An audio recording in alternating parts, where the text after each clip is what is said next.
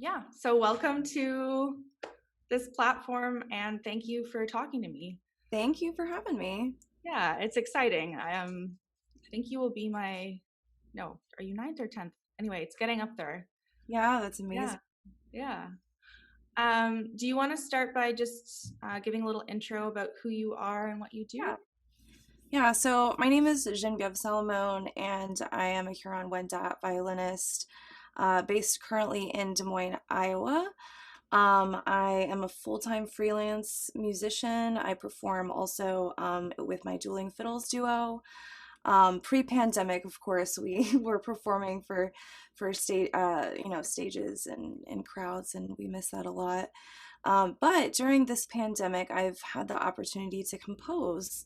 So this has kind of been a work in progress for me for about 10 years now. I mean, I've only come forward with my abuse story recently. Like it took me until I was 25 years old. I had seen, the Me Too movement coming forward, and actually, what it was for me was when I saw the gymnastics. You remember that trial, I the do. gymnastics trial? Yeah, it shook me so much, and the amount of bravery I saw in those women coming forward. It's my dog. He's right there. So cute. He just pops his nose in. No, but the amount of bravery I saw in those women inspired me to come forward with my own story. I had been sexually abused by my father for the first 15 years of my life. It was ongoing. It wasn't like a one-time thing. And it was just something I couldn't talk about for so long because there was this huge stigma against survivors and survivor's guilt and people saying, well, why would you wait so long to tell your story? But instead, you need to be asking questions like, what is causing this person to not want to come forward? You know what I mean? So that's kind of actually what inspired my upcoming album release, confronting those issues and overcoming my post-traumatic stress disorder. I was diagnosed with complex PTSD after years of therapy and working through a lot of my issues. But it's been very cathartic to use you know this as inspiration to write music. I always had issues like kind of expressing myself and how I really felt previously. So the idea of catharsis, that do you know what that word means? Yeah, Is the yeah. I release. love that word. Yeah, me Yeah. too. Me too, obviously. But I love it so much because it means it's the release of pent up emotions. And I feel like the day that I finally came forward with my story, I felt so relieved, and it was so cathartic for me to come forward and to pour that amount of emotion into my music was just beautiful. So that's kind of how that started, and we can talk a little bit more about that project. But yeah. Great. Thank you so much. Yeah. Yeah. So, okay, so do you What remember like the moment you decided to come forward with your story and how did you go about doing that? It was actually centered around my wedding. So when I was getting married in 2017, there there were questions. My parents would ask me, "What song do you want to do for your first dance with your dad?" And I said, "I don't want to do that. I have no desire to do that because I don't want him to touch me." Mm. And obviously, that raised some questions. So one night when my mom was visiting, because they used to live out on the East Coast in Virginia, I finally told her, and it broke my heart because we found out shortly after that there were 5 other victims Oh my goodness. in my family. Yeah, my cousins. Um, so 5 people, including myself. Yes. Okay. The moment that I came forward, everybody else came forward, Wow. and nobody talked to each other. My family was so closed up, and we didn't know each other. And kind of the beautiful thing that came out of this was that we were able to communicate. And I feel like for the first time, we actually felt like family. Does that make sense? Yeah. You know, because I feel like before there were always these pretenses and things that were unsaid and things people didn't want to talk about, you know, so there's that whole stigma again. Um, but yeah, when I came forward, everyone else came forward, you know, and my mother immediately moved out and she moved to Iowa to be with me. Um, you know, she had to get away, obviously, and my father was a sociopath, like a legitimate sociopath, and manipulates absolutely, or he would manipulate everything that you tried to say to him. So it was really difficult confronting him personally. Took me a while to to come up with the strength to talk to him, and I never actually spoke with him like verbally, like on the phone. I wrote a letter. I just felt like that was more, I was able to control what I wanted to get out better. So I wrote him a letter, telling him that I remembered everything, and he wrote one back, and I sent it back. I didn't want to read it because I knew he was going to tell me, and I found out later that this was accurate, and I'll tell you how we came to that. But later, I came to that conclusion that he was trying to manipulate my own memories of what had happened. Um, Definitely. Yeah. right, as a lot of abusers tend to do, you know.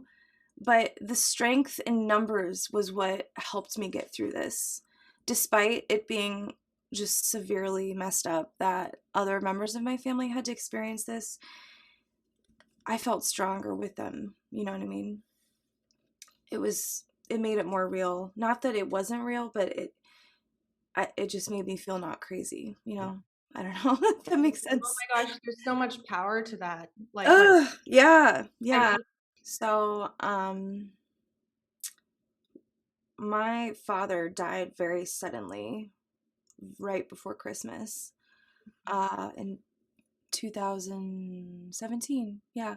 So it was pretty shortly after all of this came to light. Um, I don't believe it was an accident. It was ruled as an accident. It was ruled as a heart attack. But he wrote an email to us the day he died saying goodbye. oh wow. Yeah, and essentially saying it was my fault. Yeah, saying he hoped I could live with myself. So that took a while to get over. That took a while to get to work through, and it's still hard even just talking about that. It's messed up. It really is, because even in his final act, he couldn't even give me the justice that I deserved, you know? Right.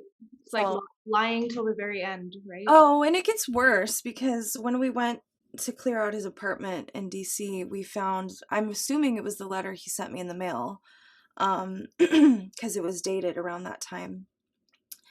And it was a long, drawn out story about why it was a long, drawn out story of him justifying what he did to me. My goodness. I know. And it was very well written, and it sounded so convincing despite it obviously being severely messed up, you know. But that was who he was. And it took me a long time to realize that the reason why I was so afraid to be myself was because I didn't even know who I was. I was protecting myself. I think for so many years I just kind of buried everything, you know, just to allow myself to get through.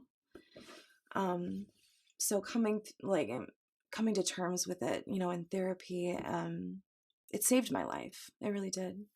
And music saved my life too, because when I started playing violin when I was 10 years old, it was, you know, I was still at that time being abused, and music for me became something that I could immerse myself in. I would lock myself in my room for hours playing violin, and I loved it. I loved that I could escape and I could just become something else and imagine I'm somewhere else, and imagine, you know, I remember as a kid dreaming, where am I going to be with this violin in, you know, 20 years? And you know, it's kind of cool to think now that here I am, and I think I would be proud of myself at this point. So Absolutely. You should be so proud of yourself. Wow. Well, I mean, yeah, I'm so sorry you went through that. I mean, it's not I mean, yeah, it was a terrible thing to happen, but I think, you know, in a way it's made me who I am. It's made me the strong person that I am. Not saying that I would ever go through it again, but I'm okay. I think I turned out all right now, but again, I think for me channeling my music through those emotions has become my therapy, my catharsis. So, on this album that is going to be released on May 28th, each piece on the album actually reflects a different emotion or memory along this healing process. So, like the title piece, Catharsis, is the first piece on the album, and it is just is about me confronting my emotions for the first time. And I feel like the music, I tried to write it in like a thematic way that it would sound like that. You know what I mean? So, but we were, I was so lucky to have the opportunity to expand upon this release, because this album release, because in addition to releasing the music, we're also producing like essentially like an album release concert, but it's a production, I guess. So one of my good friends, Nathan Stair from the Vine Productions, he's my friend here in Des Moines, very, very talented videographer and director. We came up with this idea of in lieu of performing live somewhere for an album release because of COVID, we came up with this idea of doing a virtual like release. So I wanted to tell my story, though. That was important to me. I really wanted people to understand what the music was about. So we decided to film a mini documentary behind the making of the album with, interviews, but, interviews from like my mom and a couple friends, behind the scenes of some of our video shoots, but also just me talking pretty much about what I'm talking about right now. But I think it's become so much more beautiful than I ever could have imagined, because in addition to that mini documentary, we're producing 13 music videos. It's going to be like something that you sit down and watch like a concert. It's about an hour. It's going to be approximately an hour long production, but we made 13 original music videos. Well, I guess we've made 11. We have 2 more to go. But they are featuring, music from the album. But in addition to that, I'm also collaborating with a lot of local artists that have been impacted by COVID. So I know I'm not alone in the arts community when I say I'm like bored out of my mind. I don't have many gigs. I want to be creative, and a lot of these artists that I've collaborated with feel the exact same way. So I worked with some professional ballerinas from Ballet Des Moines. I had an aerialist in one of my videos, which was so cool.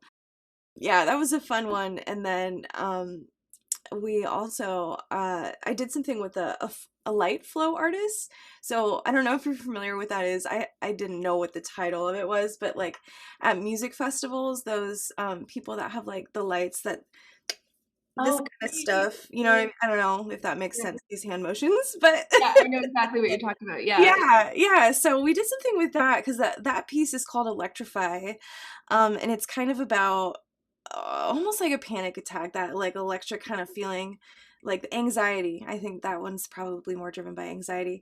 So I was like, how can we make this look electric, so we shot in a warehouse, and we did it with like this strobe light, and she's doing like these things with the strobe light. Oh my gosh, I can't wait to show that one. That one's gonna be so dope. So that was a fun one. I mean, they're all like amazing. I also filmed one of my pieces on top of a 14,000-foot mountain in Colorado, and I am afraid of heights.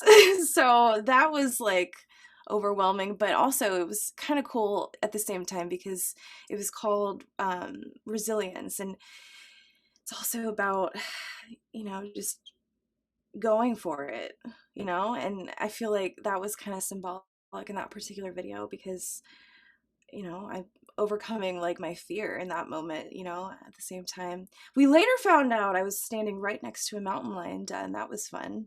Oh, wow. I know, right? My sister-in-law was like, you're probably standing right next to it. And she lives in Denver, and she was looking at the footage. And I'm like, oh, great. I'm really glad that didn't go poorly. I had no idea. Oh my gosh, yeah. But we've got 2 more to go. I'm also collaborating with a lot of local venues in town here. Very humbled at their willingness to collaborate on this project. We're creating some really beautiful things. But the finale we're filming in an old theater here. Is called Hoyt Sherman Place, and it's kind of like an old school like looking opera house, but it has like balcony tiered seating and this beautiful like kind of golden stage. And it was my dream to film there, and I was like, but there's no way I can afford to do that. But I'm like, you know what, why not? I'm going to just reach out and just let's see what happens. Why not? I explained the project, and they were like so excited. And I'm like, dude, all you have to do is ask. All I have to do is ask. But that particular video, that's for the finale of the whole production. And it's going to feature a couple other of my colleagues from the Des Moines Symphony, and also a few of my students from my private studio. We're all going to get tested for COVID right before the shoot, of course, just to be on the safe side. But we're going to be kind of standing like in this V formation. I know that like this sounds weird when I explain it out loud, but on the stage. And it's called Anthem for the Dreamers, and we're supposed to be like inspiring our youth. And it's just this really powerful anthem. It's just very uplifting. And then to top it off, like a cherry on top, we're gonna have a ballerina dancing right in the middle of us. So I know, it's so amazing. I can't wait. And it's like, it's so beautiful. This project has evolved so much in the last year, and it's just, I am beyond excited to share it with the world. So Thank you so much for going through that and explaining like sort of the origin of the album and taking us through a little bit of what to expect. I really admire, like, number one, the interdisciplinary aspect of what you're doing. I'm always interested in people doing interdisciplinary stuff. It's the thing that has always fascinated me the most, working with dancers and other types of artists. And that's honestly that was part of the inspiration for this podcast, because I kind of wanted to create like an online platform or community where people from different disciplines can chat and connect, because I think we get so insular sometimes with our, either our classical music stream or our whatever it may be, our dance, our whatnot, and we don't realize that there's so many possibilities to collaborate and create just these so, multi-level and it projects. adds new colors to the palette too, which is what was so beautiful. So I had, when I worked with the ballerinas for our title piece, Catharsis, so they're in 2 of the music videos. One is for the finale, and one's the very first one, the Catharsis, the title piece. I had no idea what to expect. I had no idea and I was so nervous. I don't know why I was nervous. Because I really wanted it to be a certain way, like for it to be portrayed a certain way. And when I saw their choreography for the first time, I cried like a baby. I did. Oh my gosh. And I'm like even getting emotional now thinking about it. They brought a new like color. They brought their own, you know, their own art, and we created something together. And that's like kind of going off of what you just said. I felt like that was so beautiful. I've never really experienced that before, and we were all so excited just to be working with each other. It was really a neat experience. Yeah, and I think you said something really interesting too. You said sometimes all you have to do is ask, and I think that's what people don't realize Yes. is, like, I have people booked for this podcast till April, and like, yeah, most of them are people in my general community, but like some people I just approached, like Good for you. Yeah. you just have to approach people and be like, hey, I like what you do. Do you want to Yes. chat? And Yep. not everyone's gonna have the time or gonna, have the resources or whatnot, but um but yeah, there's so many opportunities I think that people don't realize they can have just by asking or by People are always shy to do that, and I think it's important in our industry. I mean, I hate to say it, but we have to sell ourselves. You have to be willing to go after your dreams. It's not going to happen by sitting there and waiting for it to hit you like lightning. That's pretty rare. And maybe it does happen, but most of the time you have to pave your own path. You have to make your choices and go for it. Don't be afraid. What's the worst that can happen? They say no. right. They say no. That's all. But I know we wanted to talk a little bit about my Indigenous heritage, and I'd love to do that a little bit. So, my mother is from the Huron-Wendat Nation, which is just outside of Quebec City on the reservation Wendake. Come from a long line of snowshoe makers. Yeah, they used to have their own shop on the reservation and made snowshoes, and have a few just kind of hanging around on my walls of my house here. But they're really beautiful. But anyways, so the album that I'm going to be releasing, as I mentioned, is featuring essentially women empowerment. Based on my experiences in sexual abuse. So it felt natural to want to also include the missing and murdered Indigenous women movement. It's such an important movement that has very little light shed upon it. It's very sad because there still are so many victims that have not found any form of justice. And I don't know if you've heard of that famous highway in British Columbia. Highway of Tears. Yes, yeah, thank you for that name. Yes, the Highway of Tears. How sad is that? You know, Hundreds of women and girls found along it, dead, and nothing has been done about it to address that. And I think, a lot of it has to do with years of over sexualization, and I hate to say it, but fetishes, like in the way that Indigenous women are portrayed in film, TV, music. I took several Indigenous study classes at McGill, and we actually went over a lot of these topics, and it was very enlightening because I never thought about it before. And I think another side note is that I never actually had heard of the residential school system until I went to McGill. Hmm. Did you know about it? Yeah, I did. Yeah, America. No, they did not Oh, teach me it's not that. just America, it's here too. Oh Let me my, be clear, I didn't learn about it in school. my grandmother was in the residential school Oh, and wow. she didn't even tell us. I mean, we found out later that they would, the nuns would like hit their knuckles with like rulers sideways and like crazy things like that, or they would stick needles in the tongues of Indigenous children if they were caught speaking their Indigenous tongue. Disgusting, and it's years of oppression of, I mean, literally, there was an article, I think in the 1800s. When I went to McGill, I could have told you what his name was who wrote it, but it was titled Kill the Indian Child Within. So the whole purpose of like the residential schools was to brainwash these kids and to kill their culture.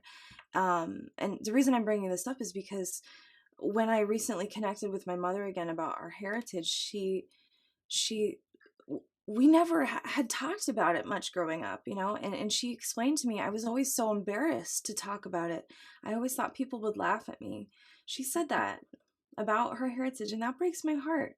And the reason why she said that is because there's so many generations before her of the residential school system, of the government, the Indian Act, trying to kill their culture and tell them that what they know as their heritage is wrong and is savage. I hate to use that word, but they use it a lot against us, and it's despicable. It is. Just because it's different doesn't mean it's bad. And also, side note, we were here first, just saying. Turtle Island was here long before North America. But anyways, so I got that inspiration for one of my pieces, kind of tracing along the missing and murdered Indigenous women movement. So I wanted to write a piece that invoked the feeling of being brave for those women to speak on their behalf. And that's what the piece is called. It's called Brave. And I really wanted to feature red dresses hanging in the trees. And I don't know if you're familiar, there was an art exhibit in Canada, I want to say in Ontario somewhere. Yeah, I didn't see it, but I believe I saw it. Yeah, it was a few years back, but there's been a couple of versions of that exhibit across Canada where they hang red dresses in the trees to symbolize all of the missing and murdered Indigenous women. And it's so haunting to see those red dresses just kind of swaying in the trees, and it just makes you think, that I don't know, it just evokes that emotion of just, for me, sadness for them, but it makes me angry and it makes me want to say something, which is why I wrote that piece of music. So leading up to that music video shoot, we filmed it about a month ago, I think. I was learning some traditional steps because I I wanted saw that on your Instagram. Yeah. I'm not really good at dancing. Let me just put that out there. So it was already a challenge for me to try to do the steps, but they were more intricate than I thought they were. Like, it always looked like it was easy, but when you actually try to do it, it's like, I don't know, I'm directionally challenged, so that could just be me. But what was so amazing is my mom, she taught me them, and my whole life, I'm 28 years old, my whole life, I've never seen her dance before. How sad is that? So sad. And I think what is the most depressing about that is that she told me she founded the dance troupe on her reservations. It's called Sandokwa. It was for the sun. I believe that's what it was in Huron-Wendat. But she founded the dance troupe on the reservation, and it's still in existence to this day. Clearly, it meant a lot to her at one point in her life. And what was so beautiful about that collaboration is my mother and I, we've had some tension in our relationship for obvious reasons, for what happened with my father, of course. But learning this little nugget of heritage from her, and the way I saw her light up when she was teaching me it, we bonded, and it was a very special moment for us, to learn that. I've been hungry to learn more about my ancestors, and to finally have this like piece of reality, it was just really special. So after I saw her dance, I'm like, yo, Mom, you need to be in my video. Because I can do a little bit, but you look way more comfortable doing it. And you can do all these other combinations that I can't do. So you're gonna be in my video. And then she was so excited. So when I was younger, my mom and I used to figure skate together, and that was something that we had a lot of fun doing. And this kind of reminded me a little bit of those memories. So there we were, just dancing in the middle of this forest, surrounded by all these red trees, and it really honestly felt like we were communicating with something. Like, it was so beautiful. It was like very spiritual, and I'm not a very spiritual person, but it felt very powerful when we were doing it. It was so beautiful. So I cannot wait to share that one with you guys. So yeah. That's so special. Yeah. Yeah, thanks for sharing that. Absolutely. Yeah, I couldn't help but notice the parallels between like the trauma that you described of the sexual abuse, and how the members of your family didn't talk to each other, right, about what was happening, and then this sort of secrecy around the traumas that your relatives experienced in the residential schools, and this Oh sort of yeah, that's true, actually. sense of secrecy around trauma. It's a stigma that it's just the So victim. pervasive. Yeah. Why do you, I mean, why do you think that is? Why do you think it's so difficult for people to connect about traumatic events? I think, at least for me, I was afraid of not being believed. Right. That was my greatest fear. That was what I personally was afraid of. The second thing I was afraid of was, what would people think?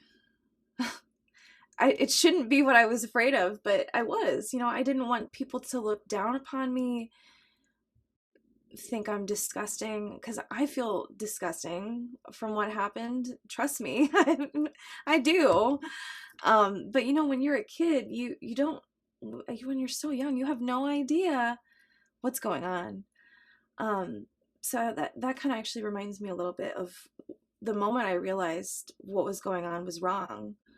Um, I was in elementary school, and we had a guidance counselor come in, and they did their spiel on sexual harassment, and they were explaining these things, tell an adult, and they were explaining these things and I just remember sitting there thinking, well, this happens to me all the time, you know, and I'm just looking around, and like, kids at that age are kind of mean and are laughing and stuff, you know what I mean? When things like that are talked about. And I just felt ashamed in that moment. And I think that's a large reason why a lot of victims don't come forward. It's shame. Shame. But my words for those people that feel that way is, you do not need to be ashamed. And you are not alone. You will never be alone. And there's strength in numbers. I think that's really important to remember, because that helped me get through that. Yeah. Yeah. Are there any resources online or books or in the community that helped you that you could recommend for anybody? Yeah. Well, this one personally helped me because, oh God, sorry. Whoops, that was my face.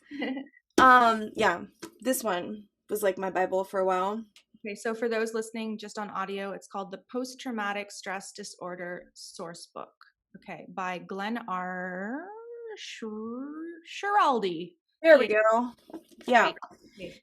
It's, yeah, for me, it was important to understand my mental health disorder, because I was able to pinpoint a lot of the anxiety and some of my behavioral things that I didn't understand happened growing up.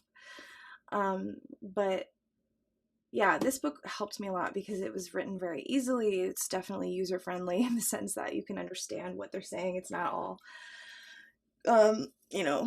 medical talk. So yeah, I think for people that are coping with mental health issues, the most important thing is to understand yourself, so that you can pinpoint your triggers. At least for me, it would be my triggers. I also, as a result of PTSD, I have panic disorder, anxiety, and really severe depression. There's just a lot of things that kind of stem off from it. And it took me a long time to understand that. And even actually at McGill, when I didn't talk about my trauma at that point. I wasn't out of the closet, if you will, in that regard. But I was seeing a psychiatrist there. He was explaining all my symptoms, except for the trauma, of course, because that was buried deep, deep in the back of my head. They diagnosed me with ADHD, right? I know. So they gave me Ritalin. Okay. Now, that is literally the worst thing they could have given me. Like, it literally was like fuel to the flame, to my anxiety, to my depression, everything. That was a disaster. That was kind of when I spiraled a little bit. That was probably like my lowest mental health threshold, if you will. And that's, I think that was about when I started seeing a therapist too, actually, for the first time. Yeah, I have sometimes found that no treatment is better than the wrong treatment. Medicine wise, yes, 100%. Yeah. I mean, like I've had some pretty bad therapists. Yeah. Pretty bad. And that can be really, in my own experience, that can very harmful. You Oh, know, absolutely. someone who doesn't understand you, because we all come up with a way of kind of coping on Yeah. our own. It might be dysfunctional, but it's Mhm. there. Mhm. And but then if you're seeing someone who doesn't understand you, who doesn't know how to talk to you, or who doesn't have the proper qualifications for what you're dealing with, it can be so detrimental, Yeah. so I think harmful. it's really important to make a connection with your therapist. Now that I've had a couple, I have like my main one now. I love her so much. Oh my gosh, I would not change her for anything. But I had a couple that kind of triggered me the wrong way and made me feel shame. A therapist made me feel ashamed of the way I was feeling, and to be fair, that was again before I even came out with my story. But it was because it was in a box, locked away, and it was buried, and it didn't even come to my mind for like many years, which later I found out could have been bad down the road if it exploded. So thank goodness I opened that box up. Figuratively speaking, my catharsis. But yeah, no, therapy. I think it's important to take care of yourself. It's important to be a friend to yourself, you know, to love yourself. I think that's something a lot of people struggle with, you know, but I found more happiness after taking care of myself, and taking care of myself meant to go to a therapist. It meant, trying antidepressants, which I was really like, meh, I didn't want to. Because I had bad experiences with them in the past, but now that I found something that worked for me, and I have a really great like system now, a really great community around me, a supportive community, and I think that's important too. Friends and Yeah, non-toxic family members around you, or yeah. absolutely. Yeah. Well, it just goes to show how hearing other people's stories too can help Mm, others in the same situation, like how you mentioned with the gymnastic story. yes. Um, it does work. It does encourage Oh, your yeah. survivors to move forward. So I remember when that trial happened. I think it was like 3.5 some hours like that. I watched every second of it live. I couldn't stop watching. I was just glued to the TV. I was sobbing. I was ugly crying the whole time I watched that. But it was empowering to me. And actually, this reminds me now, since I came forward with my story, I've had over a dozen people come to me to tell me that I inspired them to come forward. And that's kind of what is so beautiful about talking about this. I know it's hard to talk about, but it's so important to talk about, because it makes other people feel safe to be able to talk about it so that they can begin their own healing journey, you know? yeah, and the thing about shame you were saying, and I think I'm getting this now from Brene Brown, but she says, how shame is so insidious, and as soon as you shine a light on it, that's what shrinks it, right? Like Yeah. Yep. secrecy feeds shame, right? Absolutely. Absolutely. I mean, had my family members just talked to each other, it wouldn't have had to last for 15 years. You know, that's the way, that's it. What do you say to people that might not feel ready to share their story or ready to come forward? Because I'm sure there's people who Oh yeah. feel like there's this pressure to become public with their trauma, and what if they don't feel that that comes natural to them? Yeah. How can someone like that? You can write it down for yourself. I would say you don't have to like make a Facebook post about it. I did it. I wrote a Facebook post because to me that was the easiest way I could get the information to absolutely everybody, like including like friends of my parents because I wanted everybody to know. I just wanted it to be out there. And that was the scariest damn thing I've ever done. Oh my God. But it was worth it. What were I you doing after you hit post? I sat and stared to wait to see what people commented. I wanted, because see, again, it goes back to I was worried about what other people thought. It goes back to that, and it shouldn't be, but it was, and I had so much love and support when I did that. But to the people that aren't ready to do that, I would say it's okay. You don't have to do that. But for yourself, you owe it to yourself to heal. You know, you need to find that path yourself. It may take time. That is okay. A really great outlet for me is to write, to journal. Um, that was, of course, my therapist's recommendation, but she recommended during the period of time when I was not talking to my dad before he died. I had a lot of things I wanted to say to him, but I didn't want to communicate with him. So she told me to write letters to him, even though I knew I wasn't going to send them. She told me to write the letters, and the act of putting it down means that you're putting it out, you're expelling it. And I would say to people that need that relief, but don't want to make it like a huge show or make it as public, to just put it down somewhere. You can burn it after if you want.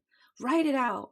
You know, make some point of putting your thoughts out there, okay? Because it brings it to reality, and then from that point you can decide to let it go, you know, or to allow yourself to begin to heal from it. But it's important to not bottle things up, and I've learned that the hard way, unfortunately. You know, it's dangerous to bottle things up because you're gonna explode someday. You will someday. You'll crack, and you know, you need to take care of yourself. And it took me 25 years, but I finally figured it out. But it was only because of the help of friends and a good support system, i.e. like my therapist. Found a really great psychiatrist that I trust, and that was really important to me too, because as we talked about, I had that like experience at McGill where they just threw medicine at me. Like literally, it was just this guy sitting in this chair in the corner. He's like, "So you have XYZ symptoms." Like, "Yep. All right. Here's your prescription." That was literally that. That was that confrontation. My other psychiatrist here, we had like an hour-long chat. We talked about my traumas. I broke down in her office. She didn't have one of those chairs though, but no, but it was important to me to trust, you know, because for so many years of my life, there was absolutely no trust. I didn't trust anybody at all. And to be able to finally let them in is when I was allowed to start healing. When I allowed myself to start healing, I should say. So, yeah. Yeah. And I think getting a second, just re doctors and the sort of automatic prescription, like getting a second opinion never hurts either, right? Like if you have a feeling that something doesn't feel right or someone didn't give you the time of day, um, you know, I once waited 6 months to get into to see a psychiatrist at the Royal in Ottawa. And you know, I went in and the appointment was all of 10 minutes. And then she came out giving me the same medication that my GP had given me.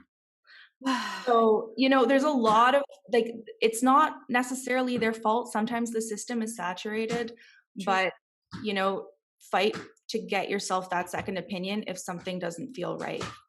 Yeah, absolutely. Absolutely. I just have one more question for you. How can, like, you've done such an amazing job of transforming all of these very traumatic experiences into beautiful art and channeling that.